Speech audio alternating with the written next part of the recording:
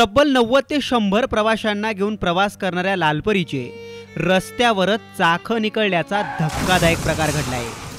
कल्पना करा, तुम्ही एसटीने प्रवास करतायत। एसटी प्रवाशांनी खचाखच भरली आहे। एसटीत एक नव्हे, दोन नव्हे, तर तब्बल 90 ते 100 प्रवासी बसलेत। पण अचानक एसटीचे मागचे दोन चाकं निखळतात आणि भरधाव वेगाने धावणाऱ्या एसटीचा वाटेतच भीषण अपघात होतो। असाच काहीसा अनुभव 24 डिसेंबरला शेगाववरून जळगावला एसटीने प्रवास करणाऱ्या प्रवाशांनी अनुभवलाय।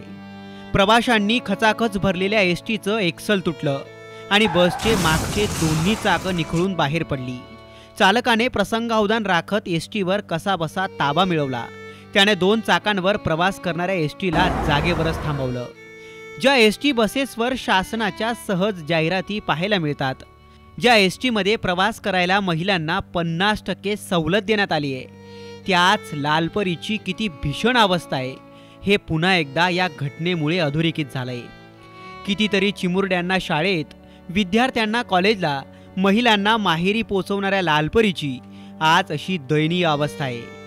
लालपरी नक्कीच प्रत्येकाच्या जिव्हाळ्याचा विषय आहे, पण तिच्यात प्रवास करून जीवावर बेतणार असेल तर लोक आपला जीव धोक्यात टाकून प्रवास करतील का?